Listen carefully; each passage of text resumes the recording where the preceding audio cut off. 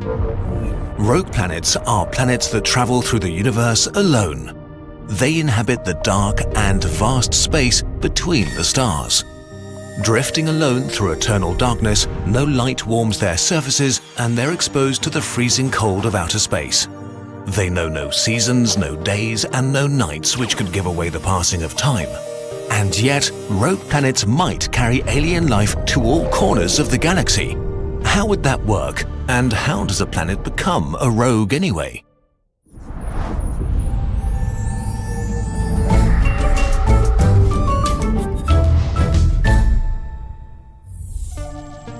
There are several very different things that get called rogue planets. For example, sub-brown dwarfs, gas giants that form from collapsing gas clouds and are the boring little brothers of brown dwarfs. They're a sort of failed star, and we'll now stop talking about them. A far more interesting sort of rogue are terrestrial planets similar to Earth that got kicked out of their planetary system. Young star systems are dangerous places where protoplanets are battling for the available mass, guzzling up as much material as possible. In this fight for dominance, they collide with each other or get dangerously close to each other's orbits. If a very massive planet moves its orbit closer to the star, it can kick smaller planets out of the system. But just because a planet has survived the growing pains of formation doesn't mean it's safe. Planetary systems can be disrupted by flybys from stars or black holes at any point. Up to half of all planets born could end up as rogues. Scientists don't agree on the numbers, but it's likely that at the very least there are billions of rogue planets in the Milky Way alone. Most rogues will share the same depressing fate. As their star becomes smaller day by day, the planet's surface quickly cools down to minus 270 degrees Celsius. If they have oceans, they'll freeze and become as hard as bedrock. Their atmospheres will sink down to the surface and eventually freeze too. But weirdly enough, some of these frozen, dark deserts could harbor life. To understand how, let's imagine a planet similar to Earth in the same order of magnitude in terms of mass and composition. If we put it into deep space, how could it still support life? As far as we understand the nature of life, there is one indispensable ingredient it needs: liquid water. Water is important because it mixes things, both matter and energy, which lets interesting chemistry happen, like life. So our planet needs enough energy to keep at least a part of our oceans warm enough to sustain liquid water. Annoyingly, about 99.97% of Earth's energy budget comes from the Sun. So our imaginary rogue Earth needs to work with the 0.03% of energy it has left, which almost exclusively comes from its hot center. Earth's inner core is a giant metal ball, about as hot as the surface of the Sun, that's surrounded by the outer core made up of liquid metals that are very, very slowly solidifying, releasing a lot of heat in the process.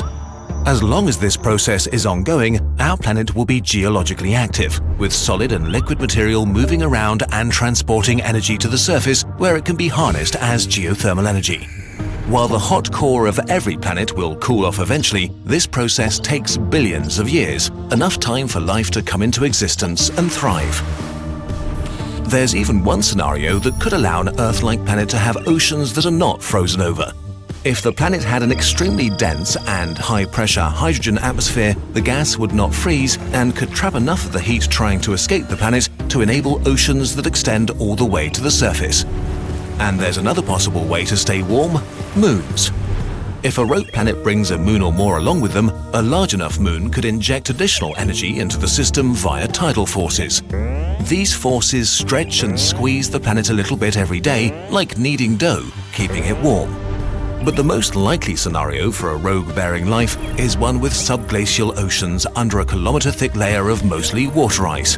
These are not completely absurd, since we already have a few of them in the solar system. So how could life sustain itself at the bottom of a completely dark, cold ocean? On Earth, deep down in our oceans in complete darkness, in volcanically active areas, there are hydrothermal vents called black smokers. They spew out a cloud of black material and hot water, providing a constant flow of minerals from Earth's mantle. Bacteria feed on the minerals and produce organic materials which attracts crustaceans, bivalves, snails, fish, octopus and tube worms up to 2 meters long.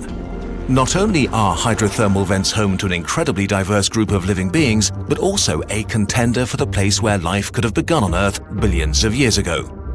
In the dark ocean of a rogue planet, similar vents or volcanic activity could be the starting point and basis for complex ecosystems we can only imagine right now. One upside an ecosystem in a rogue planet ocean has is that the environment is extremely stable. The thick ice sheet protects it from all sorts of extinction events, and as long as the energy from the core keeps on coming, things stay pretty much the same. The most likely forms of life are bacteria and other microorganisms, but given enough time, more complex alien animals could feed on the smaller beings and thrive. It's not impossible that intelligent life could emerge in such an environment. If it did, it would find itself in a pretty weird world. Constricted by an impassable wall of rock-hard ice at the top and bedrock at the bottom. Without any plants to store star energy, there would be no wood, oil or coal. Even if there were, it's not like you'd discover fire at the bottom of an ocean. Without this energy, metals may never be forged into useful things. Our intelligent alien friends might never break through the ice.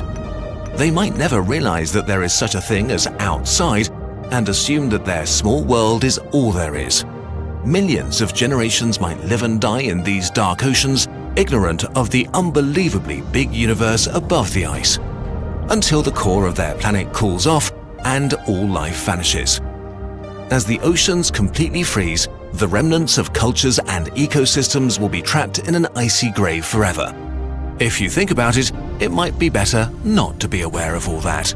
But the concept is disturbing and exciting. The universe might be teeming with life, trapped on planets that are basically impossible to leave. Worlds like this could frequently pass the solar system without us even knowing. Maybe one day, in the far future, humans will set foot on one of these frozen worlds and try to say hello.